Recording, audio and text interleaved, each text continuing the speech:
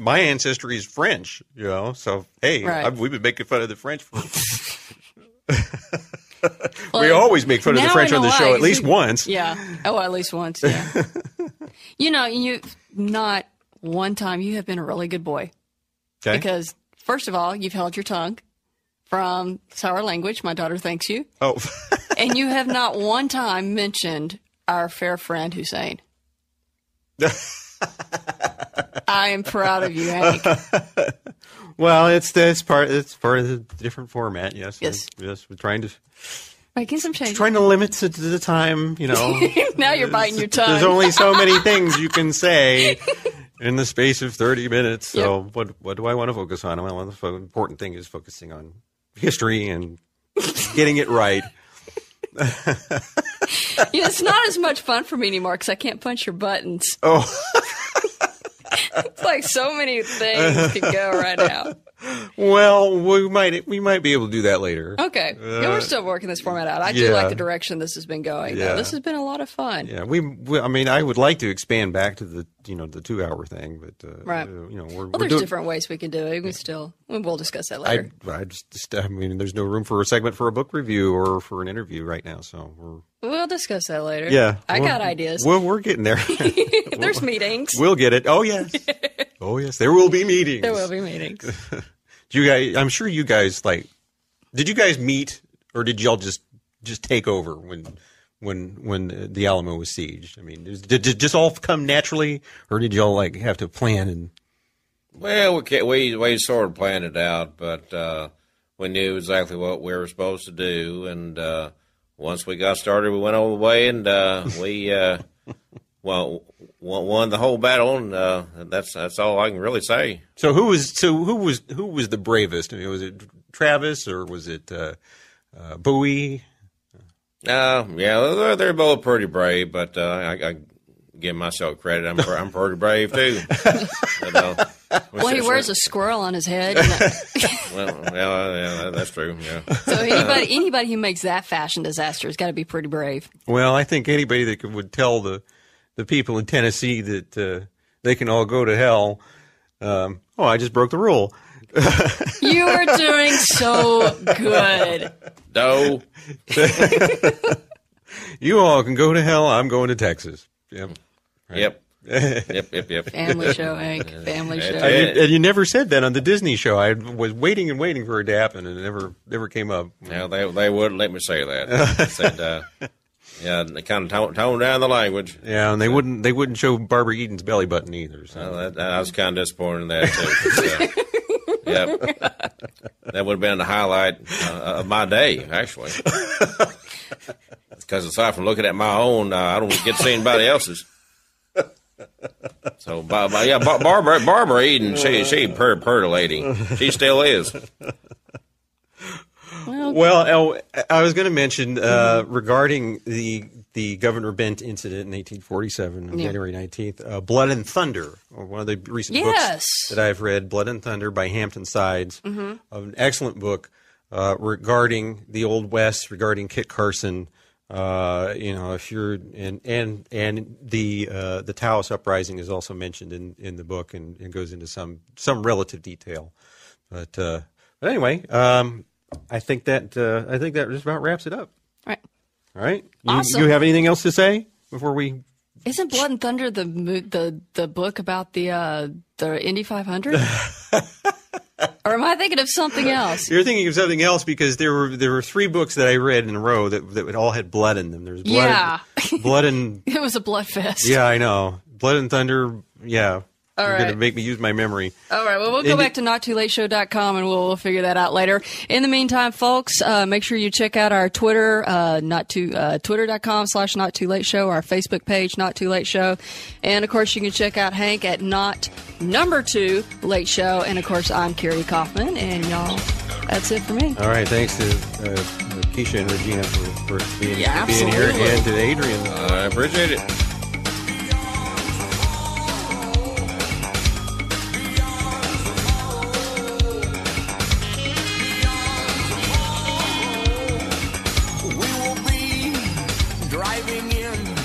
Little time bombs everywhere on a seat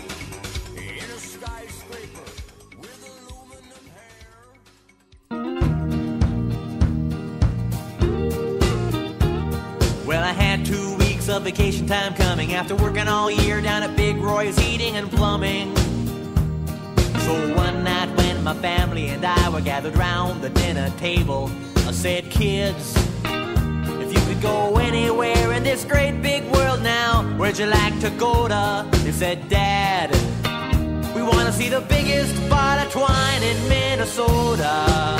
They picked the biggest ball of twine in Minnesota.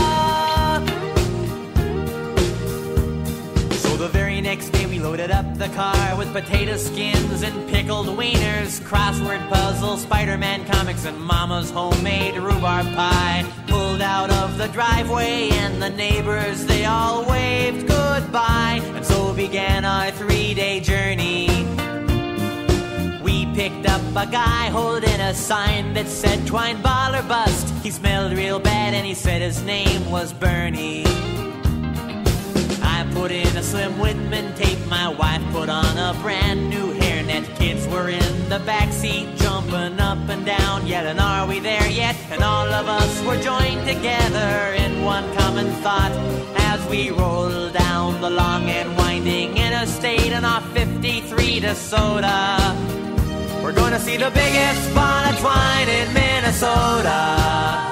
We're heading for the biggest ball of twine in Minnesota. Well, we couldn't wait to get there, so we drove straight through for 3 whole days and nights. Of course, we stopped for more pickled wieners now and then. The scenery was just so pretty. Boy, I wish the kids could have seen it, but you can't see out of the side of the car because the windows are completely covered with the decals from all the places where we've already been. Like Elvis-O-Rama, the Tupperware Museum, the Boll Weevil Monument in Cranberry World, the Shuffleboard Hall of Fame, Poodle Dog Rock, and the Mecca of albino squirrels. We've been to ghost town, theme parks, wax museums, and a place where you can drive through the middle of a tree, seen alligator farms and tarantula ranches, but there's still one thing we gotta see. Well, we crossed the state line about 6:39, and we saw the sign that said twine ball exit 50 miles. Oh, the kids were so happy they started singing 99 bottles of beer on the wall for the 27th time that day. So we pulled off the road at the Last Chance gas station, got a few more pickled wieners and a diet chocolate soda, on our way to see the biggest ball of twine in Minnesota. We're gonna see the biggest ball of twine in Minnesota.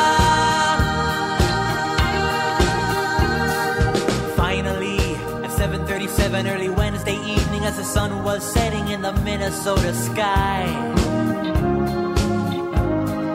out in the distance on the horizon, it appeared to me like a vision before my unbelieving eyes. We parked the car and walked with awe-filled reverence toward that glorious, huge, majestic sphere. I was just so overwhelmed by its sheer immensity, I had to pop myself a beer. Yes, on these hallowed grounds, open 10 to 8 on weekdays, in a little shrine under a makeshift pagoda, there sits the biggest ball of twine in Minnesota. I tell you, it's the biggest ball of twine in Minnesota. Oh, what on earth would make a man decide to do that kind of thing?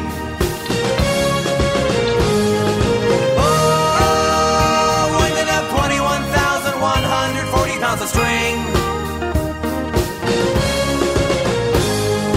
What was he trying to prove? Who was he trying to impress? Why did he build it? How did he do it? It's anybody's guess. Where did he get the twine? What was going through his mind? Did it just seem like a good idea at the time? We walked up beside it and I warned the kids, now you better not touch it, those ropes are there for a reason. I said, maybe if you're good, I'll tie it to the back of our car and we can take it home, but I was only teasing. Then we went to the gift shop and stood in line, bought a souvenir miniature, bought a twine, some window decals, and anything else they'd sell us. And I bought a couple postcards, greetings from the twine ball, wish you were here, won't the folks back home be jealous? I I gave her camera to Bernie and we stood by the ball and we all gathered round and said cheese. Then Bernie ran away with my brand new Instamatic, but at least we got our memories. So we all just stared at the ball for a while and my eyes got moist, but I said with a smile, kids, this here's what America's all about. Then I started feeling kinda gooey inside and I fell on my knees and I cried, and that's when those security guards threw us out. You know, I bet if we unraveled that sucker, it'd roll all the way down to Fargo, North Dakota. 'Cause it's the biggest ball of twine in Minnesota. I'm talking about the biggest ball of twine in Minnesota. Well, we stayed that night at the Twine Ball Inn. In the morning we were on our way home again, but we didn't really want to leave, that was perfectly clear. I said, folks, I can tell you're all sad to go. Then I winked my eye and I said, you know, I got a funny kind of feeling we'll be coming back again next year.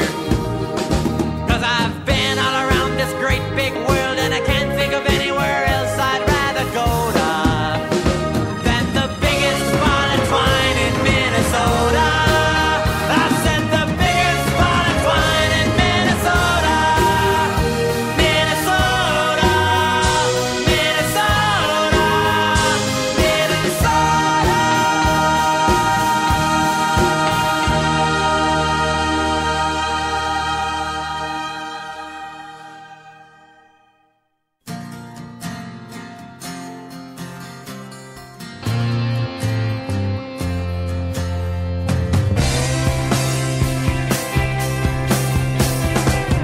Will be droughts and days inundated, veilings free from saturation, departures raised with no masquerading.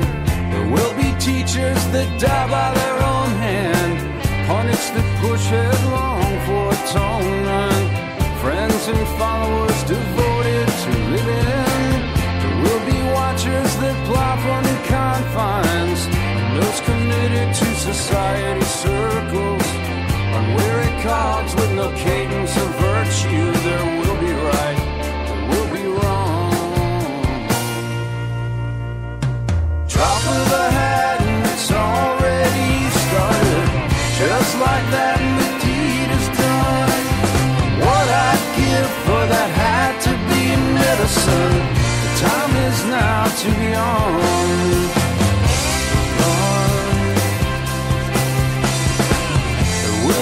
Machinations unforeseen, sleepwalking sense from a bad dream. No promenade walk in the parkway. There will be catchwords filled with infection, circulars to prop up occasion. No golden mean to guide the footsteps. There will be levels on high hills that have praise. There will be unchanging certainties, barometers that follow the stampede. There will be right, there will be wrong. Drop of the hat and it's already started, just like that and the deed is done. What I'd give for that hat to be medicine.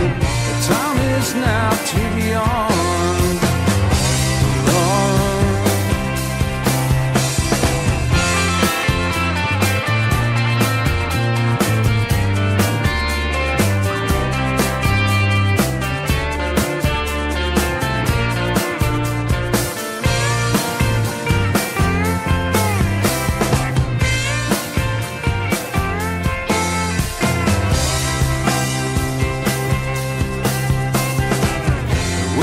Signpost of indication, some of forego signs and warnings, hailstone halos and country blues wailings.